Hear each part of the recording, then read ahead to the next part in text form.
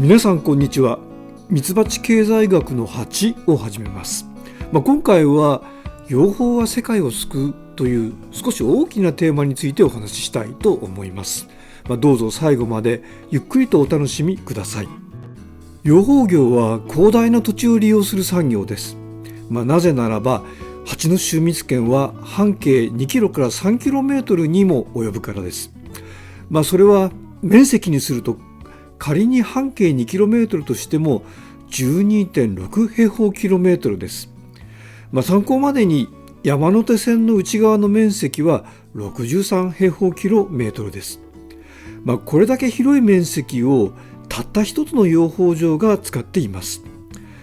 ちなみに養蜂場とはミツバチの巣箱と巣箱が置かれている場所の一体的なモジュールです。それは物理的な単位であり経営の範囲と一致することもありますが一致しないこともあります。複数の養蜂場を持っている大規模養蜂家さんもいます。養蜂は点で行われているように見えて実は面で成立している産業です。ところで農業生産の3要素は土地、労働、資本ですが経営の結果として新たに生み出された価値、つまり付加価値、すなわち収益マイナス物財費はこれら3要素に地代、労賃、利潤として配分されます。ややこしいことに現象としての地代、労賃、利潤と経済範疇としての地代、労賃、利潤とは異なります。例えば表面的に労賃として支払われているものの中にも地代や利潤が入り込んでいる場合もあるからです。養蜂業でも基本的な生産要素は土地、労働、資本ですが養蜂業以外の固有の農業と養蜂業とを区別する決定的な違いはこのミツバチ経済学のシリーズの中で以前から言っておりますように養蜂業で利用される土地の多くが養蜂家による自己所有地でもなければ借地でもないということです。巣箱が置かれる養蜂場の比較的狭い土地は養蜂家の自己所有地であったり借地であったりしますが蜂の採事権のうち養蜂場以外の広大な部分は養蜂家の自己所有地である必要はないし借地である必要もありません。それに対して近代の農業は農業者の自己所有地であるか借地の上で行われるのが一般的です。ここに養蜂業と固有の農業との間の決定的な違いがあります。養蜂が主に養蜂家による自己所有地でもなければ借地でもない土地の上で行われるということの直接的な結果は養蜂家は土地の利用に対してコストを払う必要がないということです。しかし土地に対しては付加価値からの分配が存在します。付加価値は蜂蜜など生産物の販売収益の一部という形をとっていてその収益はまず養蜂家の懐に入ります。収密権の土地が養蜂家の自己所有地であるとするならば養蜂家はその土地を所有するに至った費用を支払ったはずです。また収密権の土地が養蜂家による借地であったとするならば養蜂家は土地の所有者に対して借地料を支払ったはずです。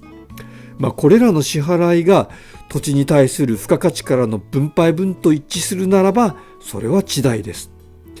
しかし実際には養蜂家は収密権の土地に対しては多くの場合に何も払わないわけですから土地に対する付加価値からの分配分は販売収益の最初の取得者である養蜂家の手元にとどまることになります。その結果土地に対する分配分、すなわち地代は借地料や地価の形で養蜂家から離れていかないで養蜂家が取得する価値となります。こうして養蜂業の地代は土地の所有者や借地者ではない養蜂家の手元にとどまります。こうした所有権や借地権から離れた形で取得される特殊性を持った地代として我々はこれを養蜂地代と呼びます。養蜂家は半径2キロから3キロメートルもの広大な土地を利用し、その土地から養蜂地代を得るので、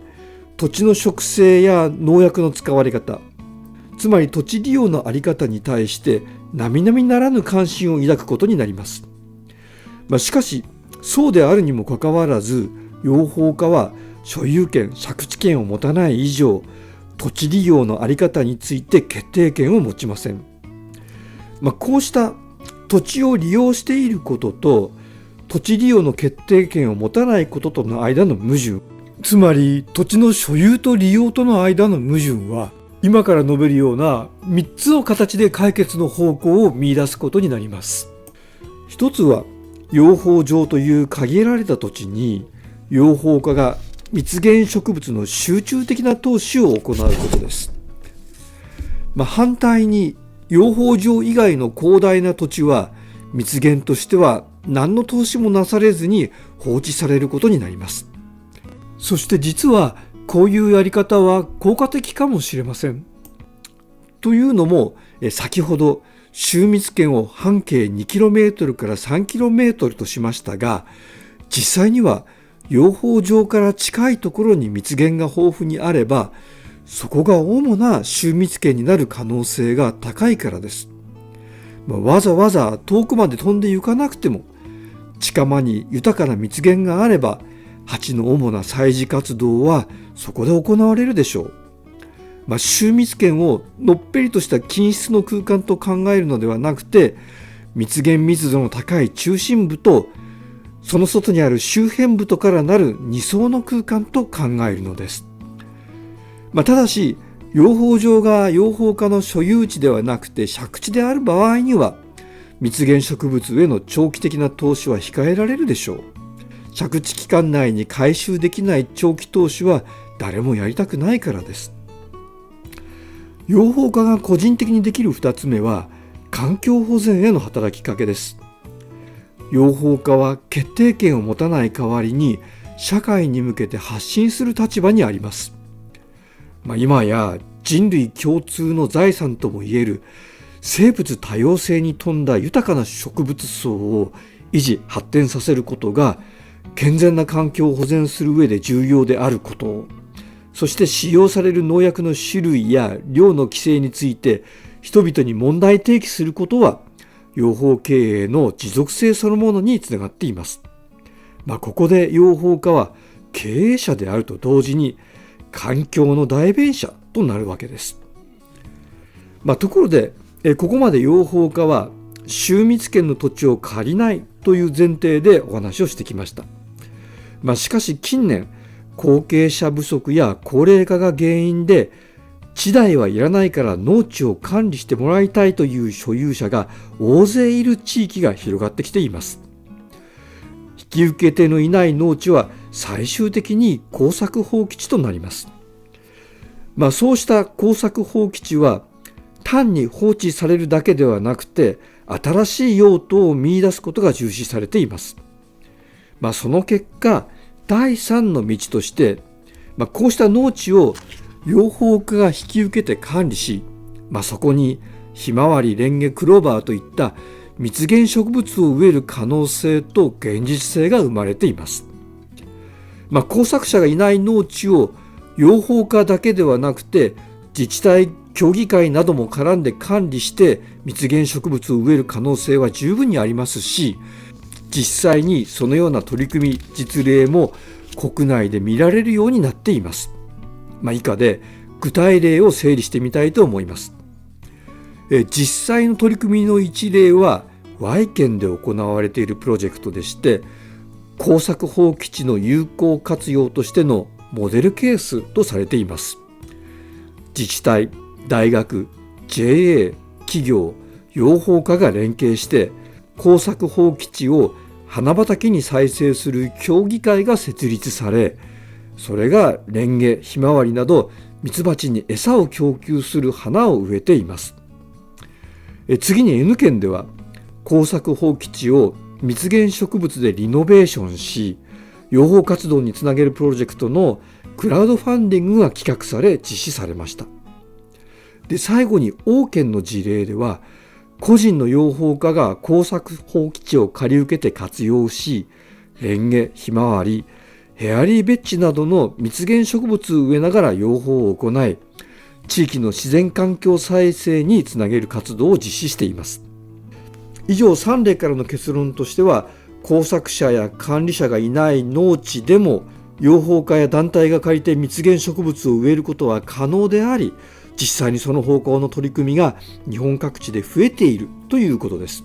これは耕作地問題の解決、養蜂資源の確保、生態系保全、地域活性化への貢献という観点からも注目されて良いことだと思います。またこうしたプロジェクトベースの取り組みは、蜜源植物の増殖、プラス蜂蜜等の生産、プラス地域ブランド化という方向性の例としても参考になります。こうした取り組みをサポートする制度的枠組みを2つ紹介します。一つは農地中間管理機構、すなわち農地バンクを通した農地貸付制度を利用して遊休農地を利用する可能性です。農地バンクは農地を借りたい人と貸したい人の間に入って、遊休農地や所有者不明地をも含めて借り受け貸付を行う仕組みです。2023年度の農業経営基盤強化促進法の改正で、地域の農業委員会や市町村が協議を行い、誰がどの農地を利用するかを決める地域計画に位置づけて貸付されます。草刈りなどの簡易整備をした上で貸付対象にできる場合があります。借り手にとっては基盤整備支援や助成が受けられ、貸す人は固定資産税軽減等の税制優遇を受けられる場合があります。相談窓口は地域の市町村役場農務担当、農業委員会、都道府県の農地バンク本部です。これらに問い合わせると土地の貸借可否、計画での位置づけ方法がわかります。もう一つの公的支援制度は農林水産省の養蜂等振興強化推進事業という補助制度です。この制度では都道府県養蜂課などからなる協議会が中心となって、公募事業への応募者に対して樹木を中心とした蜜源植物の植栽拡大を支援しています。実際に地域ごとの蜜源整備に役立っています。そしてこれから述べることは、土地活用、蜜源植栽、養蜂環境づくりを進める一般的なステップ例です。1、地域の農業委員会市町村と相談する。2、遊休地、所有者不明地が借りられるか確認する。3、地域計画に位置づけられ、農地バンクを通した借り受けの可能性を検討する。4、地元農家や自治体、NPO と連携し、蜜源植栽の目的、計画を合意する。5、公的支援、補助事業を検討し、養蜂等振興強化推進事業などの助成制度を活用する。6、レンゲ、クローバー、ひまわりなど草本性植物や蜜源樹木の植栽を実施する。7、ミツバチを実際に飼育し養蜂活動を行う。8、植物の生育状況や蜜源の実績をモニタリングして次年度以降の計画に反映させる。放棄地の活用で期待される効果は、1、地域の生物多様性の向上。2、蜜源の安定確保と養蜂生産性の向上。3、景観改善や地域ブランド化です。つまり単なる農地利用だけではなくて、地域の活性化や環境価値の向上にもつながります。養蜂業は所有に依存しないで土地を活用する産業。環境と経済を同時に両立させる産業。そして放棄地問題の解決と生態系の再生を結びつける産業です。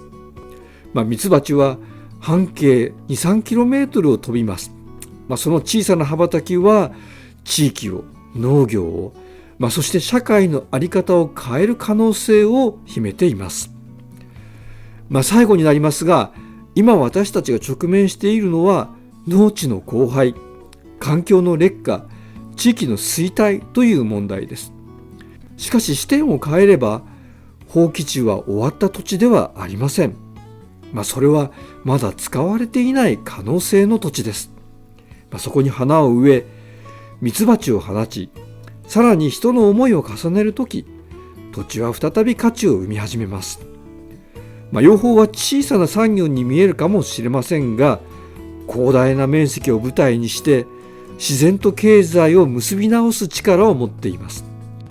ミツバチが飛び交う風景を取り戻すことは、言うならば私たち自身の未来を取り戻すことなのです。今回はここで終えることにします。